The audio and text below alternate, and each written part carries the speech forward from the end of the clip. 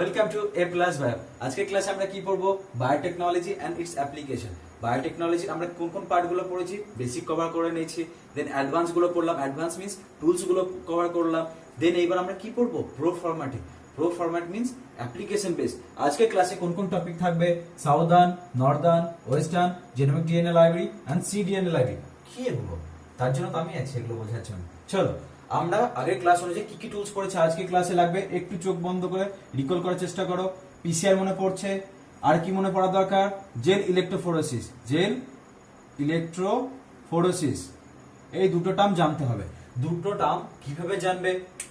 ঠিক আছে, চলো এই দুটো টার্ম রিকল করার চক্করে দেখবে আমরা এই এতগুলো টার্মস জেনে যাব। চলো দেখা যাক কিভাবে করে।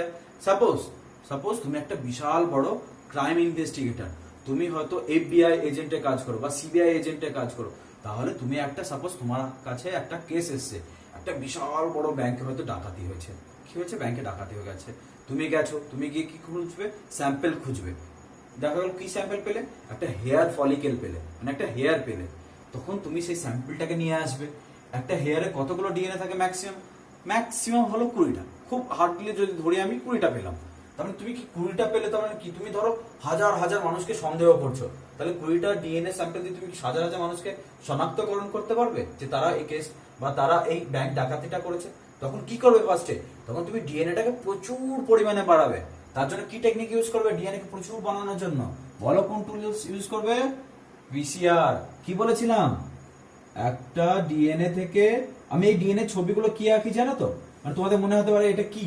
এটা অ্যাকচুয়ালি সাপোজ এরকম তো ডিএনএ ডবল স্ট্র্যান্ড হেলিক্যাল থাকে। আমি যে কোনো একটা ফ্র্যাগমেন্টকে আঁকি।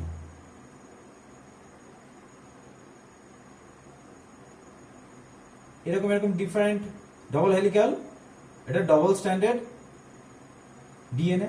এই মডেলটা কেউ প্রমাণ করে জানো তো? Watson and Crick. কি লিখবে? Watson and Crick. তার জন্য নোবেল প্রাইজও পায়। আমি এখানেরই একটা সিম্পল সাপোজ আমি এখান থেকে এইটুকুনি তুললাম, দিয়ে তার ড্র করি। ওই জন্য তোমাদের বোঝার জন্য আমি একবার বলে দিলাম যে আমি কি ড্র করি। এইভাবে ছোট্ট করে একটা ছোট্ট ডিএনএ ডবল স্ট্র্যান্ড ফ্র্যাগমেন্ট করি।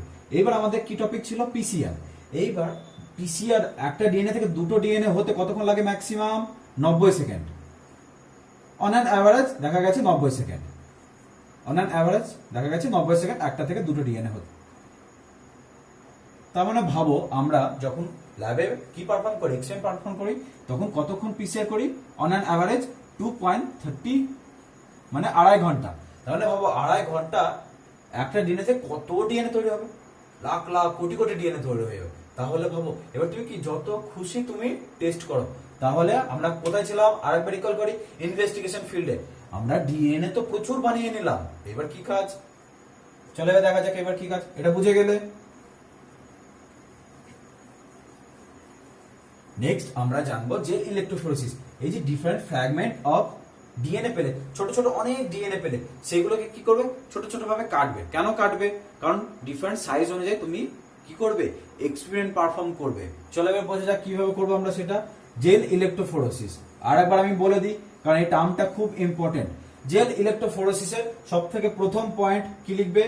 নেগেটিভ একটা সাইড দেবে, একটা পজিটিভ একটা সাইড দেবে। এবার বলো ওয়েলটা কোথায় হবে? Obviously negative. এখানে কি করি আমরা? ডিএনএ কে লোড করি। একদম পারফেক্ট, তোমাদের সব মনে আছে, বাহ খুব ভালো লাগে। প্রথমে কি চালাবে আমি বলেছিলাম? একটা মলিকুলার মার্কার। মার্কার কেন? স্কেল। যেরকম আমার ক্লাসের মার্কার এইটা, আমি এইভাবে তোমাদের পড়াতে থাকি, এই টপিক গুলো কভার করবো। সেরকম একটা ডিএনএ চালানোর জন্য একটা মার্কার ইউজ করা হয়। এগুলো ডিফারেন্ট কি আঁকি আমি? এগুলো ডিএনএ ফ্র্যাগমেন্ট।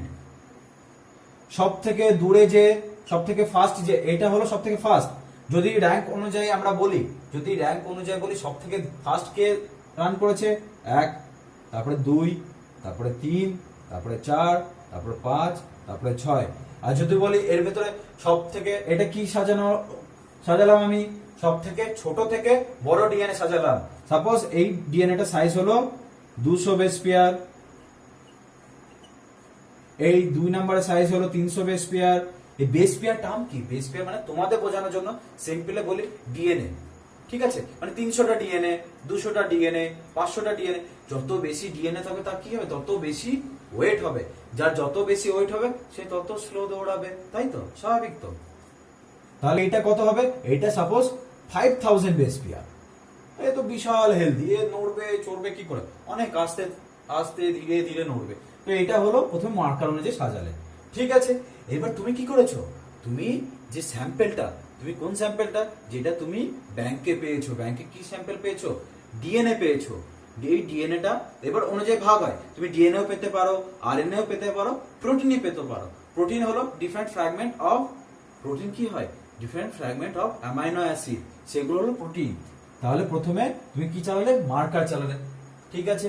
নেক্সট আমি কি চালাবো, যেটা আমি ওখানে পেয়েছি স্যাম্পেলটা, তুমি একটা ইনভেস্টিগেটর অফিসার, তোমাকে আমি বলছি কিভাবে হেল্প করছি। তুমি দেখবে বড় বড় সিবিআই, এফবিআই, সিআই, ডিফারেন্ট বড় বড় অফিসে যখন হবে তখন দেখবে এই সবই টেকনিক ইউজ করা হয়।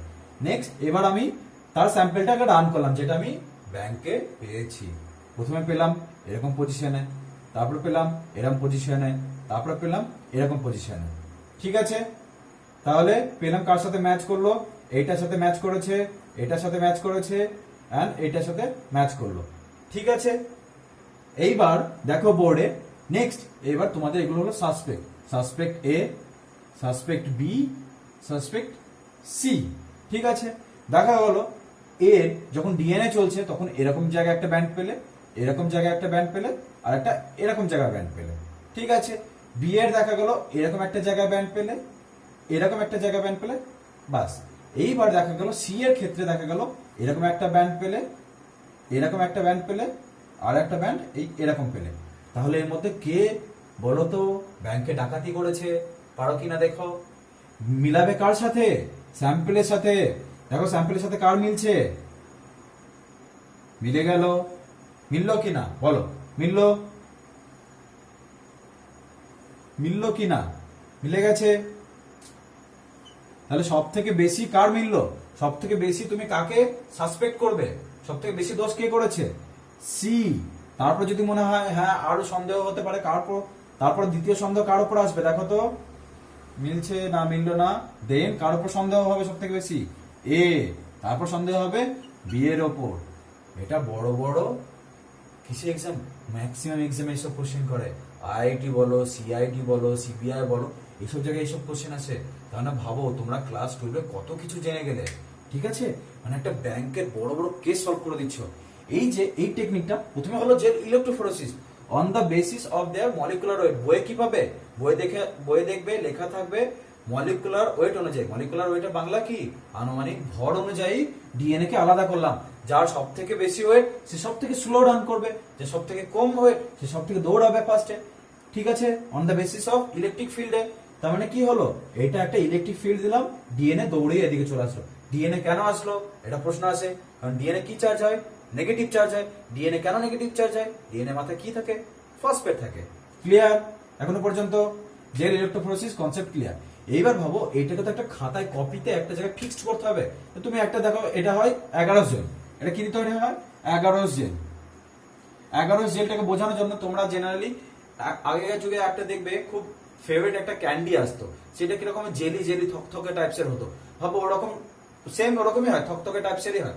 ওর উপর ডিএনএ লোড করা হয় এন্ড বাফার ইউজ করা হয়। তুমি থকথকে ওটাকে নিয়ে তুমি কি কোর্টে যাবে যে বলবে হ্যাঁ এটা ডিএনএ স্যাম্পল এখানে, সেটা তো সম্ভব না। তোমাকে একটা পেপারে আনতে হবে বা একটা ছবি বার করতে হবে ভালো রকম ভাবে। তো তার জন্য কি দরকার, এটাকে স্টেন করতে হবে। স্টেন মানে একে কালারিং করতে হবে যাতে ভালো ছবি আসে। কালারিং করার জন্য কি ইউজ করা হয়, বা স্টেনিং এর জন্য লিখে রাখবে ইটিবিআর। ইটিবিআর কি, ইথিডিয়াম ব্রোমাইড। কি বললাম, ইথিডিয়াম ব্রোমাইড। তাতে কি হয়, এই ডিএনএ গুলো কোন কালার দেবে, যখন সাপোজ তুমি ডিএনএ চালালে, ডিএনএ চালানোর পর তার উপর যদি ইটিবিআর দিয়ে দাও বা জলে যদি ওটাকে আধ ঘন্টার জন্য রেখে দাও শেকিং এর কন্ডিশনে, তারপর যদি কিসে দেখবে, তারপরে স্ক্যান যদি করো কত ন্যানোমিটারে, 240 বা 340 ন্যানোমিটার রেঞ্জে যদি এটা ওয়েভলেন্থ অফ লাইট বললাম, যদি করো তাহলে দেখবে একটা জল জল জল জল করছে, কি কালার, একটা অরেঞ্জ টাইপস এর কালার। বুঝতে পারলে, তাহলে তুমি বুঝতে পারো হ্যাঁ এখানে ডিএনএ আছে, এখানটা ডিএনএ আছে, এখানে ডিএনএ আছে। তারপরে তুমি একটা ছবি তুলে নাও, সেই ছবি তুমি পরবর্তীকালে ইউজ করবে। ক্লিয়ার এখনো পর্যন্ত, আমি ছবি তোলা বলে দিলাম। এইবার যদি এই ডিএনএ স্যাম্পলটাকে আরো বেশি ফার্দার অ্যানালাইসিস করা হয়, ভালো করে ইমপ্রিন্ট করলে, রেডিও আইসোটোপ ইউজ করলে, কি বললাম রেডিও আইসোটোপ, বা তাকে ভালো টার্মে তোমরা বইয়ে পাবে অটো রেডিওগ্রাফি। অটো রেডিওগ্রাফি মানে একটা প্রসেস যেখানে তুমি কোনো স্যাম্পলকে রেডিও লেভেল করেছো, তার ছবি তুলবে। ক্লিয়ার? সেইটা যদি করা হয় ডিএনএ স্যাম্পলের বেসিসে, তাকে কি বলবো বলো? আমি তাহলে এটা মুছি, ততক্ষণ তোমরা এটা লিখতে থাকো। আমি যে যে বললাম কথাগুলো বলছি এগুলো লিখতে থাকো। হ্যাঁ, ফার্স্টে লিখে রাখো যে ওয়েস্টার্নের জন্য হয় প্রোটিন, তারপরে লিখো সাউদার্নের জন্য কি হয়? সাউদার্নের জন্য হয় বলো কি? ডিএনএ। নর্দার্নের জন্য আরএনএ, আর ওয়েস্টার্নের জন্য প্রোটিন। ঠিক আছে, এবার বলে দেখো কি বললাম? Bloating technique. ঠিক আছে, ব্লটিং এ কি কি ইউজ করা হয়? ব্লটিং মানে কি? ব্লটিং হলো যে জেলে যেসব ডিএনএ গুলো চলছে, বা ডিফারেন্ট ডিএনএ বা আরএনএ বা প্রোটিন যেগুলো জেলে চলবে, সেইগুলোকে আমি মেমব্রেনে নিয়ে আসবো। সেই মেমব্রেন গুলো হয় নাইট্রো সেলুলোজ মেমব্রেন। দেখবে বইয়ে ওটা ডিপ কালার করে লেখা আছে নাইট্রো সেলুলোজ মেমব্রেন, ওটা আন্ডারলাইন করবে। ওটা এক লাইনে বা শর্ট নোটে কোশ্চেন আছে, 1 মার্কসের জন্য খুব ইম্পর্টেন্ট। কি মেমব্রেন বললাম? Nitro cellulose membrane. লিখে রাখবে। প্রথমে আমি কি বললাম? ডিএনএ আইডেন্টিফিকেশন করব, তারপর কি করব? আরএনএ করব, তারপর প্রোটিন করব। তুমি যখন যেটা খুশি করতে পারো, আমি মনে রাখার জন্য তোমাদের ট্রিক্স বলছি। তোমরা সবার ফার্স্টে ডিএনএ করবে। ডিএনএ কোন সাইডে থাকে? আমাদের হাতে কোন সাইড? হাতটা শক্ত বেশি? ডান হাত। ডান হাত যদি তুমি মুখটাকে ইস্টার্ন জোনে রাখো, তাহলে আমাদের রাইট হ্যান্ড সাইড কি করবে? সাউথ। আর সাউথার্ন সাইড দিয়ে কি মনে রাখবে? ডিএনএ। তাহলে পরীক্ষা হলে যেন না ভুলে যেও, পরীক্ষার হলে ডান হাত মনে রাখবে, রাইট হ্যান্ড। যদি একটা জিনিস মনে থাকে, বাকি সব জিনিস মনে থাকবে। মুখটাকে পরীক্ষার হলে যখন বসে থাকবে, তখন ফেসটাকে ভাববে আমি ইস্টার্ন সাইডে বসে আছি। আমার রাইট হ্যান্ড সাইডে কি হবে? ডিএনএ হবে। আর লেফট হ্যান্ড সাইডে কি হবে বলো?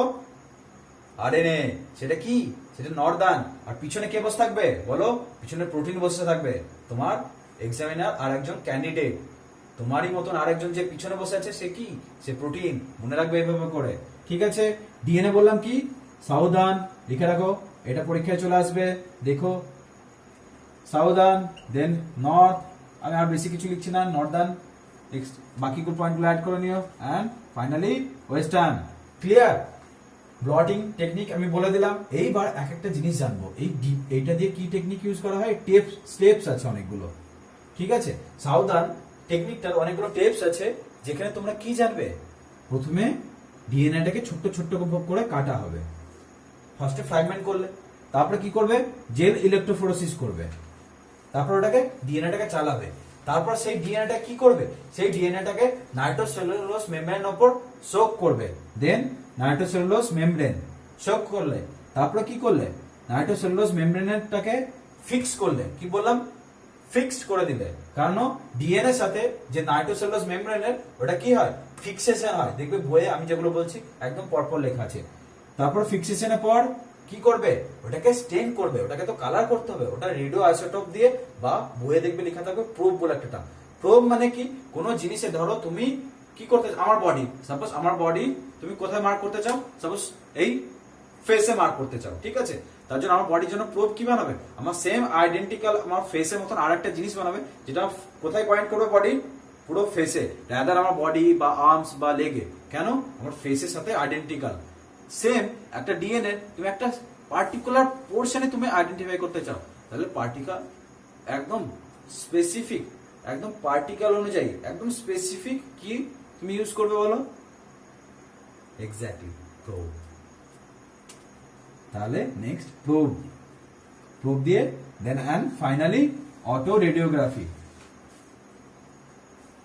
ঠিক আছে, এইবার অটো আমি কি বললাম? প্রথমে লিখে রাখবে, ফার্স্ট স্টেপ হলো ডিএনএটাকে ছোট ছোট করে ভাঙা, তারপর জেল ইলেকট্রোফোরেসিস করা, তারপর নাইট্রোসেলুলোজ মেমব্রেনে ট্রান্সফার করা, তারপর নাইট্রোসেলুলোজ মেমব্রেনে সেটাকে ফিক্স করা, তারপর প্রোব দিয়ে তাকে বাইন্ড করা, এন্ড ফাইনালি সেটা দেখা। সেম যদি এবার আরএনএ এর জন্য করি, তাহলে কি হবে? তাহলে এটা ডিফারেন্ট ডিন্যাচারিং এজেন্ট হবে। আরএনএ কি? আরএনএটা কি বেশি আনস্টেবল? ও তো স্টেবল না। কেন? গ্রুপ পজিশনে ওএস থাকে। ঠিক আছে, বাকি সব আরএনএ এর জন্য সেম। ওয়েস্টার্নের জন্য একটু ইউনিক ক্যারেক্টার আছে। কেন ওয়েস্টার্নের একটা ইউনিক ক্যারেক্টার? কারণ ওয়েস্টার্ন দিয়ে হয় প্রোটিন। এইখানে একটা টার্ম পড়বে। এগুলো সবই হচ্ছে নর্মাল অ্যাগারোস জেলে। কিসে হয়? নর্মাল অ্যাগারোস জেলে। এন্ড ওয়েস্টার্ন কিসে হয় বলো তো? এসডিএস পেজে, দেখবে বইয়ে লেখা থাকবে এসডিএস পেজ বলে। এসডিএস পেজটা আবার কি? আমি যে বললাম না সেই জেলি লাইক থকথকে যেটার উপর তুমি ডিএনএ লোড করছো, সেটা এখানে যেটা দিয়ে তৈরি হয় সেটা বললাম এসডিএস পেজ দিয়ে। এটা কি? এটা একটা নেগেটিভ চার্জ ডিটারজেন্ট। কি করে এটা? এটা প্রোটিনটাকে না পুরো ভেঙে দেয়। একটা প্রোটিন দল্লা মচলা হয়ে একদম এইরকম কমপ্লেক্স হয়ে আছে, এটা যদি আমি না সাপোজ এটা একটা প্রোটিন এ, এটা একটা প্রোটিন বি, দুটোকে যদি এরকম এই যে মুঠিটা দেখছো এটা এটা প্রোটিন এ, একটা প্রোটিন বি, এটা যদি জেলে চালাও দুটোই সেম পাবে, কোনো ডিফারেন্স পাবে না। কিন্তু যদি এইচডিএস পেজের উপর এটাকে চালাও না, তাহলে এইচডিএস পেজটা কি করে এটাকে ভেঙে দেবে, একটাকে হয়তো এরকম করে দিলে একটা হয়তো এরকম, তাহলে কি যে এরকম তার যেতে কি হবে? স্লো হবে, কারণ এত বড় হাত তার যেতে অসুবিধা হবে না জেলের ভেতর দিয়ে, এই ছোট এই তাড়াতাড়ি দূর হবে। তাহলে আমি কি ইউজ করলাম? এইচডিএস পেজ ইউজ করলাম, নাথিং এলস, আর কিছু এক্সট্রা লাগে না। এখানে শুধু প্রোব হিসেবে কি ইউজ হয় বলো? অ্যান্টিবডি। কি বললাম? প্রোব হিসেবে ইউজ হয় অ্যান্টিবডি। আর এখানে নর্দার্নের ক্ষেত্রে করসপন্ডিং ডিএনএ না তো আরএনএ, আর সাউদার্নের ক্ষেত্রে করসপন্ডিং ডিএনএ আর আরএনএ। ডিএনএ আর আরএনএ করসপন্ডিং ইউজ করা যেতে পারে, কারণ ডিএনএ আরএনএ হাইব্রিডাইজেশন স্ট্রং ধরা হয়। ডিএনএ ডিএনএ তো হয়ই খুব ভালো বাইন্ডিং, ডিএনএ আরএনএও খুব সুন্দর ভালো বাইন্ডিং হয়। তাহলে আমাদের ব্লটিং কনসেপ্টটা ক্লিয়ার। ব্লটিং কনসেপ্ট কেন ইউজ করবো বলো তো? আরেকবার বলে দিই, যে আমরা জেল ইলেকট্রোফোরেসিস করলাম সেটা ভালো করে প্রিন্ট অনুযায়ী তার এক্সপ্রেশন, তার কোয়ান্টিফিকেশন মানে কত পরিমাণে হচ্ছে, কোথায় হচ্ছে, এক্সাক্ট কোন পজিশনে হচ্ছে, সেইটা জানবো আমরা প্লটিং টেকনিক অনুযায়ী। তাহলে আমরা কি কি জানলাম? প্রথমে জানলাম পিসিআর, তারপরে জানলাম জেল ইলেকট্রোফোরেসিস, এন্ড ফাইনালি জেনে গেলাম bloating. Very good, excellent. Next আমরা পড়বো জেনোমিক ডিএনএ লাইব্রেরি। বুঝতে পারলে? এখানে কি পড়বো? আমরা আগেও পড়েছি যে যে ডিফারেন্ট ফ্র্যাগমেন্ট অফ ডিএনএ হচ্ছে, সেগুলো কিসের ডিএনএ। সাপোজ দেখা গেল একটা অর্গানিজম, দেখা গেল কোনো অর্গানিজম নেবে, সাপোজ আমাকেই নাও, আমি একটা পুরো হিউম্যান অর্গানিজম, মানে আমি একটা মানুষ, ঠিক আছে। আমার কি কি আছে? হেড আছে, বডি আছে, আর লেগ পোর্শন আছে। কি বললাম? একটা হিউম্যান নিলাম, তার পোর্শন ডিফারেন্ট আছে। এটা সাপোজ তোমাকে শর্টে বোঝানোর জন্য আমি ইউজ করছি। আমার এ পোর্শন হলো হেডের জন্য রেসপন্সিবল, বি পোর্শন হলো বডির জন্য রেসপন্সিবল, এন্ড সি পোর্শন হলো কিসের জন্য? লেগ পোর্শনের জন্য রেসপন্সিবল। এইবার আমরা এ বি সি এই ডিফারেন্ট পার্টটাকে কিভাবে বুঝবো যে কোনটা কিসের জন্য রেসপন্সিবল? তার তো একটা লাইব্রেরি দরকার। আমার যদি ফুল লাইব্রেরি হয়, একটা যে কোনো, আমার কেন, যে কোনো মাইক্রো অর্গানিজম বা ডিফারেন্ট টাইপস অফ ভাইরাস বা ডিফারেন্ট টাইপ অফ ডিফারেন্ট যা কিছু আছে, থার্মোফিলাস আছে, আর্কিয়া আছে, প্রোটিস্টা আছে, ব্যাকটেরিয়া আছে, ডিফারেন্ট প্ল্যান্ট আছে, তাদের কি হয়? তাদের হোল জেনোম ইনফরমেশন দরকার হয়। সাপোজ একটা প্ল্যান্টে কিসের জন্য ফ্লাওয়ার হয়, সেই প্ল্যান্টে কিসের জন্য ফ্রুট হয়, সেই প্ল্যান্টে কিসের জন্য রুট হয়, সেই প্ল্যান্টের কিসের জন্য বার্ক হয়, তার সব ইনফরমেশন আমার রাখা দরকার। এই পুরো সব ইনফরমেশন যেই জায়গাটাকে রাখে তাকে কি বলা হয়? তাকে বলা হয় জেনোমিক ডিএনএ লাইব্রেরি। মানে হোল জেনোম, পুরো জেনোমটাকে ইউজ করছো তার লাইব্রেরি বানানোর জন্য। এইখানে কোন টেকনিক ইউজ করা হয়? ব্যাকেটে লিখে রাখবে শর্ট গান টেকনিক। আমি পরে বলে দেবো কিভাবে তোমরা এটা ইনভেস্টিগেট করবে বা কিভাবে এটা তোমরা পড়বে। নেক্সট আমি পার্টে ছিলাম এখানে এ বি সি আমার বডি অনুযায়ী। এবার সাপোজ ভাবো আমি একটা হোল অর্গানিজম, আমি কি ইউজ করবো বলো তো? ট্যাক্সি ইউজ করবো। বলো আমার ট্যাক্সি কিসের জন্য ইউজ করতাম? ভেক্টরের জন্য। এক্স্যাক্টলি। সাপোজ এখানে আমি কি লাগিয়ে দিলাম?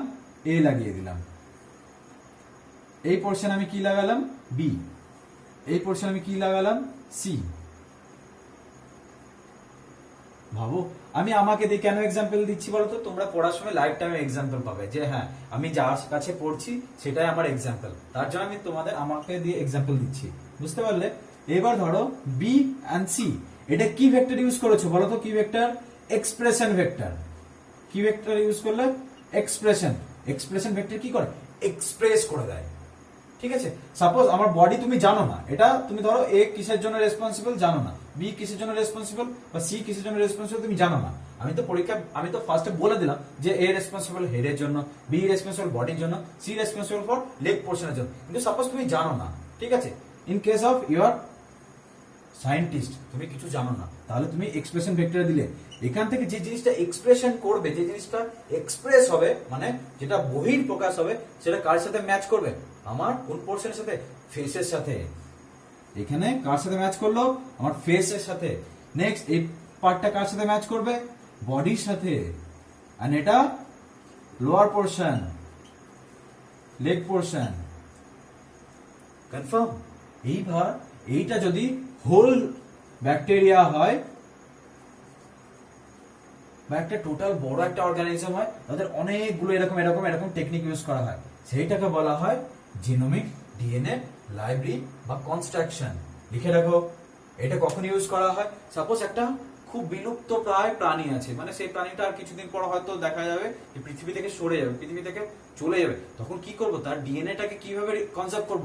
এইভাবে করে ডিফারেন্ট ডিফারেন্ট ডিফারেন্ট করে আমরা তার ডিএনএটাকে আবার কনজার্ভ করে বা লাইব্রেরি বানিয়ে রাখতে পারি। আমার লাইব্রেরি হয়ে গেল, তোমার ফেসের একটা লাইব্রেরি তৈরি হলো, আমার বডির একটা লাইব্রেরি তৈরি হলো, আমার লেগ পোর্শন একটা লাইব্রেরি ক্রিয়েট হয়ে গেল। বুঝতে পারলে? নেক্সট আমরা সিডিএনএ লাইব্রেরি পড়বো। এইটার সাথে সিডিএনএ এর কি সম্পর্ক? এটা তো জেনোমিক ডিএনএ লাইব্রেরি, এর সাথে সিডিএনএ লাইব্রেরি কি সম্পর্ক? সিডিএনএ হলো কি বললাম, এমআরএনএ থেকে বা প্রোটিন সেকশন থেকে। সাপোজ এমন একটা দেখা গেল, এমন একটা কি বললাম স্ট্রেস, সাপোজ একটা প্যাডি ফিল্ড বা একটা ধান গাছ, ধান গাছ গরম পড়লে বা খুব গরম পড়লে একটা প্রোটিন সিক্রেট করে, কিন্তু না হলে করে না, না হলে কিন্তু সেই প্রোটিনটা সিক্রেট করে বলে সে কি গরমেও বেঁচে থাকতে পারে। তাহলে তোমার এখানে থেকে কি কোশ্চেন আসবে? তাহলে আমার গরম থেকে যে জিনিসটা ওকে বাঁচতে সাহায্য করছে সেই প্রোটিনটা আমার দরকার। তাহলে কি হবে? তাহলে যে গাছগুলো গরমে মারা যায়, বিশেষ করে যে কিছু কিছু ধান গাছ আছে যেগুলো শুধু শীতকালে হয়, সেগুলো গরমকালে হয় না, তাহলে তাদের কিভাবে বাঁচাবো? আমি এই টেকনিকে বাঁচাবো। কি করে? যে গাছগুলো গরমেও বাঁচতে পারে কিন্তু প্রোটিন সিক্রেট করে, সেই প্রোটিনটাকে নিলাম, সেই প্রোটিন থেকে ডিএনএ বানালাম। ঠিক আছে, প্রোটিন থেকে ডিএনএ বানানো যায় কিভাবে? আমরা পড়েছি আরএনএ থেকে ডিএনএ বানানোর টেকনিক, সেটাকে কি বলা হয়? Complementary DNA technique. সেই টেকনিক ইউজ করে ডিএনএ বানালাম, সেই ডিএনএ থেকে লাইব্রেরি বানালাম। বুঝতে পারলে? মানে আমি উল্টো দিক দিয়ে গেলাম, এমআরএনএ থেকে বানালাম। এমআরএনএ কেন? আমি তো জানি যে এই জিনটার জন্যই কি সে গরমে বাঁচতে পারে। এই এমআরএনএটাকে কি করলাম? ডিএনএ তে কনভার্ট করলাম, সেই ডিএনএ দিয়ে আমি সেম লাইব্রেরি বানালাম। ধারণা কি? একটু জিনিসটা উল্টো। আর এখানে কি ডাইরেক্ট একটা বড় অর্গানিজম আছে, ইনকেস আমি আমার নিজেকে দিয়ে এক্সাম্পল দিচ্ছি, আমার ফেস বডি আমি জানি নোন জিনিসটা কিসের জন্য responsible. In case here cDNA library আমি জানি না, তাহলে আমি কি তার আরএনএ দিয়ে আমরা তার লাইব্রেরি বানাচ্ছি। বাস, আজকে ক্লাস এখানেই শেষ। দেখো কত বড় বড় টেকনিক জেনে গেলে। আমাদের ক্লাসের এটাই এম থাকে যে আমরা অনেক বড় বড় জিনিস খুব শর্ট এবং খুব সিম্পল ভাবে পড়বো। আর আমাদের এম কি আরবার বলি তোমাদের জন্য, আমাদের এম 95+। কখনো নিচে ভাববে না। কেন বলেছি ভাববে না? কেন? কারণ আমাদের আরো টার্গেট আছে, শুধু 95 না। আমাদের আর কি কি টার্গেট বলো তো? লেখাই আছে, নিট আর WBCSC বোর্ডের মিনিমাম কত নাম্বার পাবো? 95। বারবার বলি 95। ওকে, বেস্ট অফ লাক, ভালো করে পড়াশোনা করো। হ্যাঁ।